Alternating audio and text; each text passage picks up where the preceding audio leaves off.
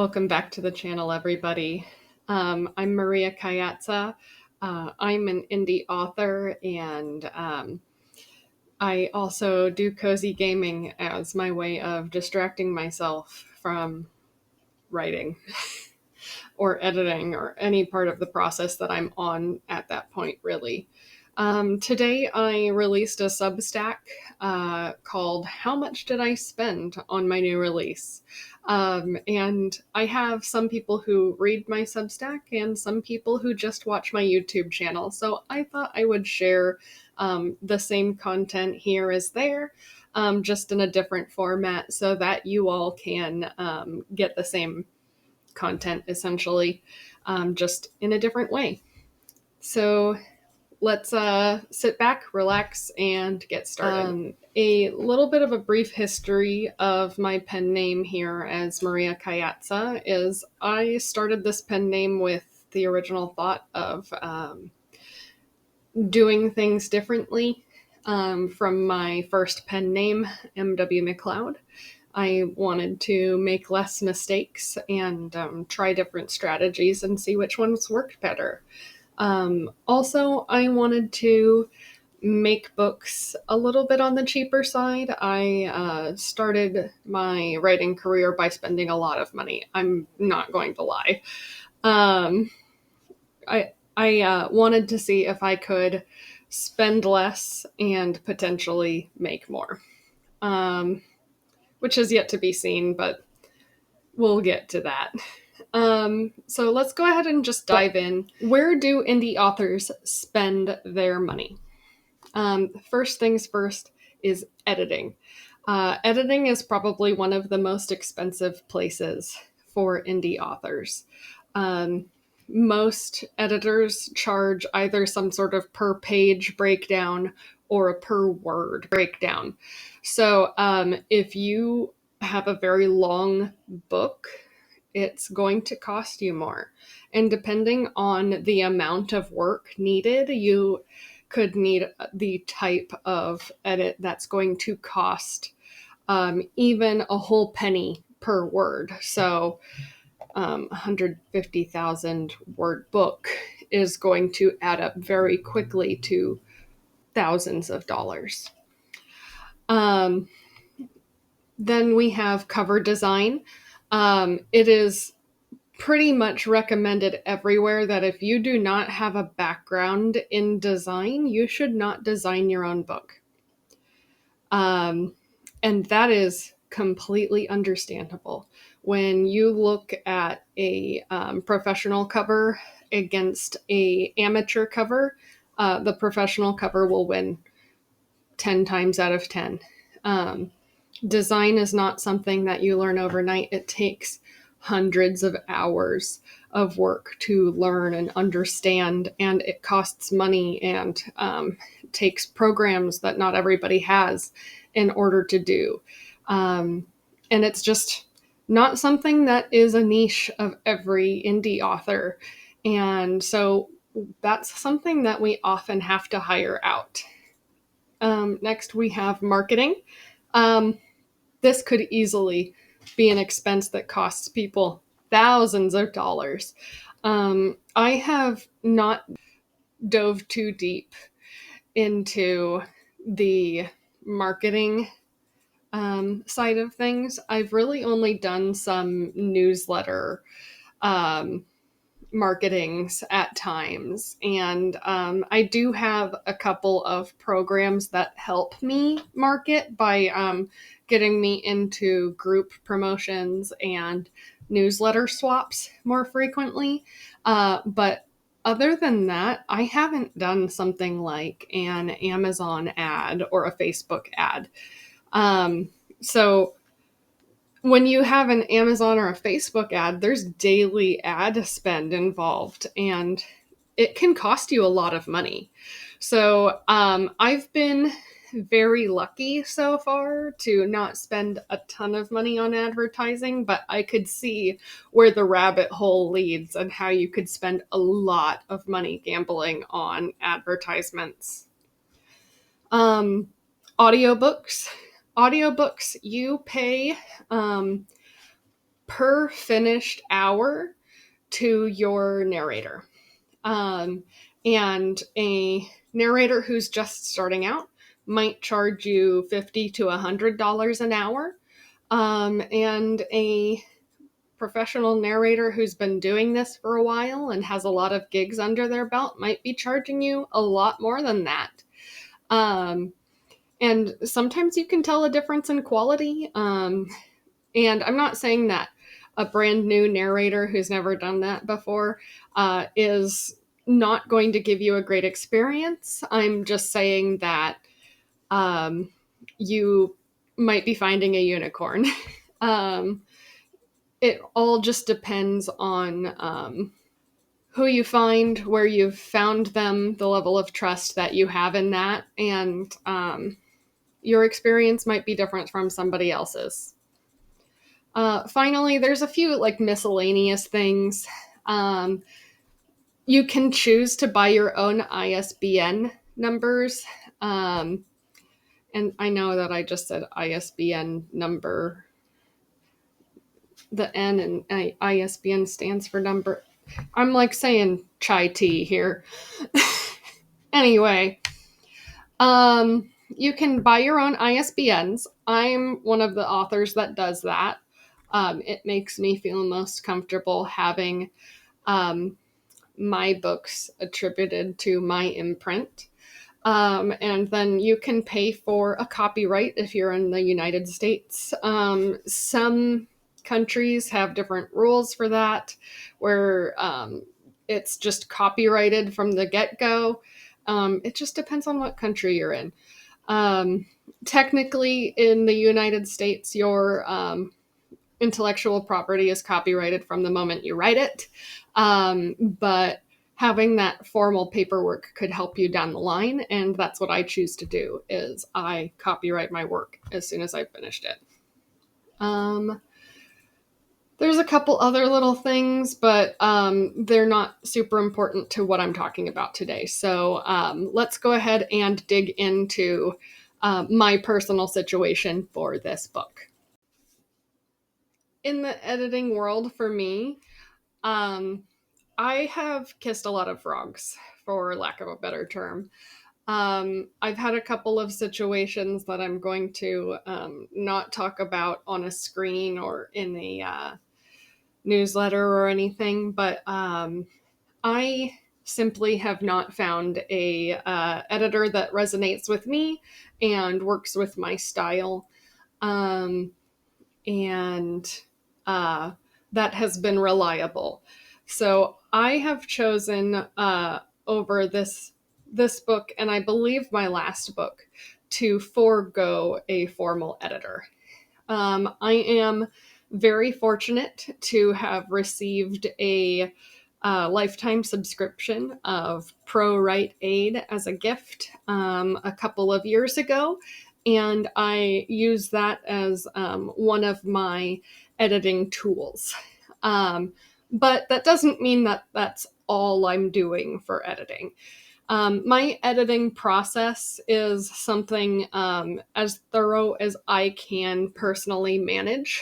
I typically will go through my book with a first pass, and I'm usually not making any major changes on that first pass. I'm catching any errors in like a proofread, while also making notes for what I'd like to do in order to add context or change scenes, kind of like a developmental edit at that point, so that I'm making a bunch of notes now that I'm going to actually add to my text later.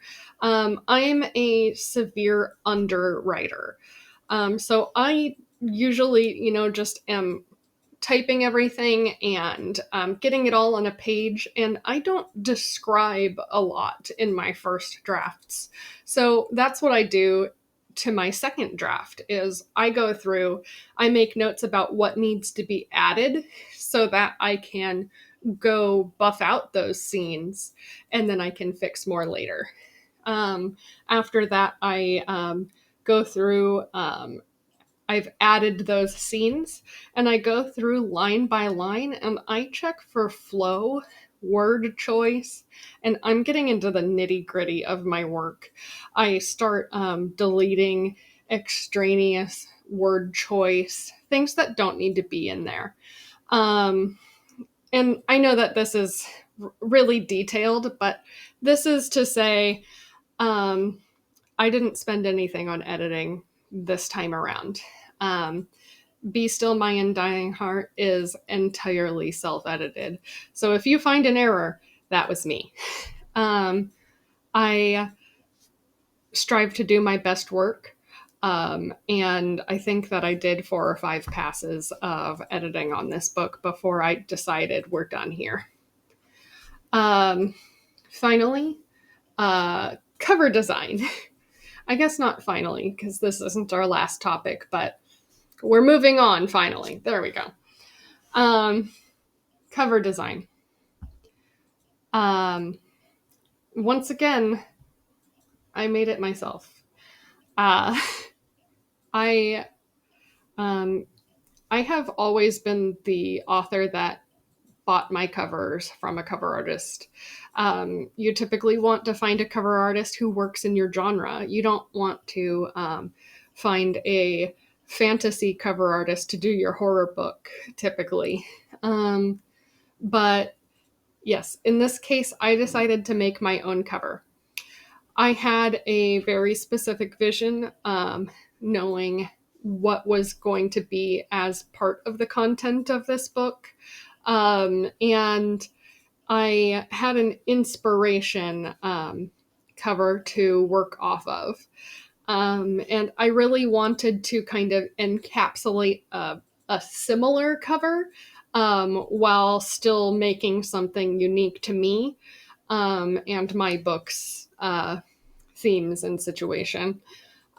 So when you look at the cover of Be Still My Undying Heart, that is, again, entirely me, including the handful of pixels that I forgot to erase.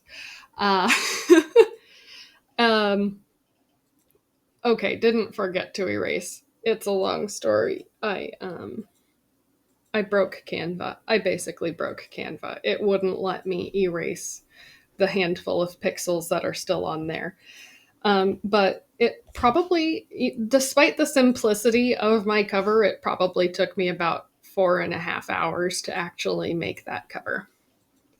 And I have seen the heart-shaped Linzer cookies at 500 times Zoom. I know every pixel of those cookies intimately. All right. So that cover, I did use Canva to build it, and I used a stock photo from Deposit Photo for the Linzer cookies. So my Canva account is a grandfathered Canva account. I've got 2 users on it. So for just me with that grandfathered account, I pay $75 per year. I've probably made about 70 projects within the last year on my Canva account. So I spent $1.07 on my Canva subscription for this particular project. And a few years ago, 2022 to be exact, AppSumo had a deal with Deposit Photos where you got 100 stock photos with no expiration date for those stock photos for $35. So I spent 35 cents on my stock photo for a total of $1.42. Also, if we wanted to count the human capital of the 4 to 5 hours. I guess tack an extra $100 on it if you want to. Marketing. Like I said, I subscribe to a couple places that help me get into newsletters and help me get into book promos. And those are Story Origin. And I have the author subscription for $100 per year. And I have the author book funnel subscription, just the small subscription, for $20 per year. So for marketing, as of right now, I have spent $120 for a whole year of marketing. That could change a little bit. I submitted to be part of a book funnel. No, that's not the right word. BookBub promo, but I haven't been approved for it yet, so I'm not yet holding my breath on it. Book formatting. So with book formatting, I do have software and a computer that make formatting very easy for me. I bought this quite a while ago, so I don't really count it as something that I'm paying for. But because I wanted to make content for you on my YouTube channel, I actually did it the hard way this time. I formatted my book in Microsoft Word, and I then put that paperback format in Caliber.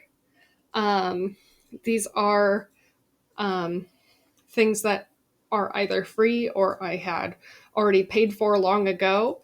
And so I didn't spend anything on formatting my paperback or my ebook. So again, with the $0. Granted, both of these take quite a lot of time. I would probably say I took about 4 to 4.5 hours to do both of them combined.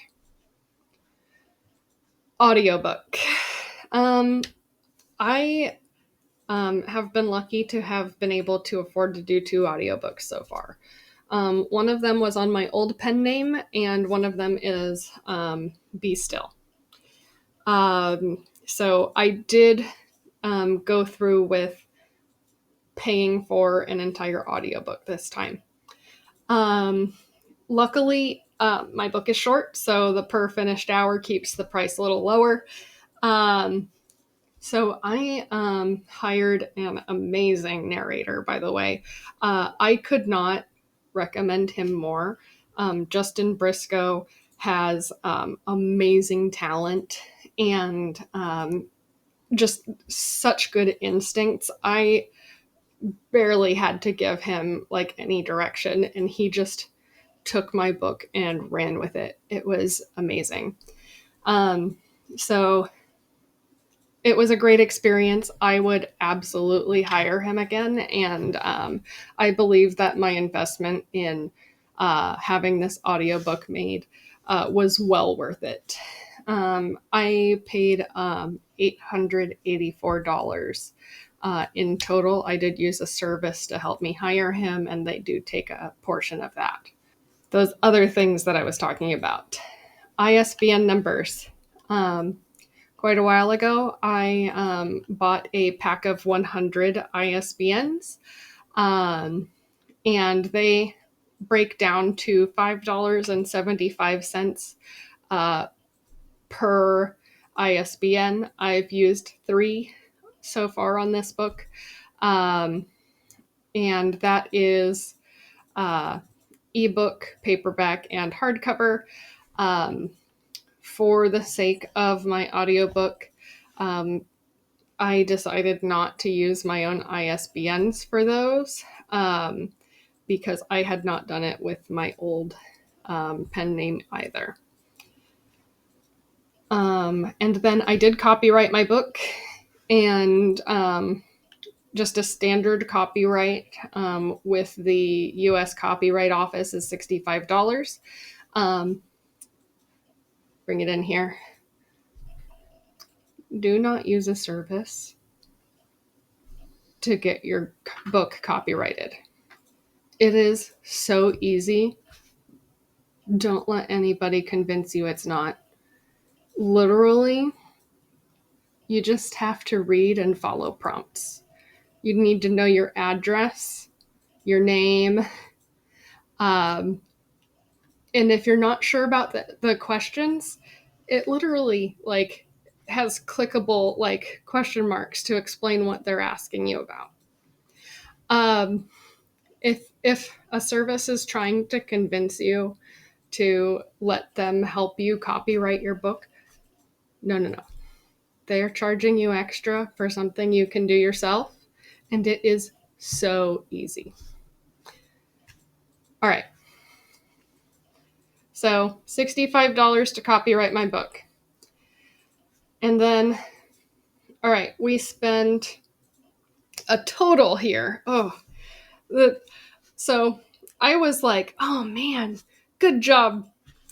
You didn't spend a whole lot of money on this book. And then I did all of this math in the background, and I was like, wow, you actually did spend a lot of money on this book. So that is a lot of copies of ebooks to sell in order to cover everything.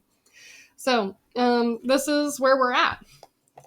In total, I spent $1,087.67 on my entire book, start to finish. If I exclude the audiobook, I spent $203.67. So if I exclude the audiobook, I actually didn't spend a lot. I honestly, like 203 is nothing. But anyway, right now my ebook is set to 99 cents, and it's going to be set to 99 cents until 1 week after my release date, and then I'm going to put it at $2.99. So at the current royalty rate of 35% at the 99 cent, I would need to sell, and I am nowhere close to this, by the way.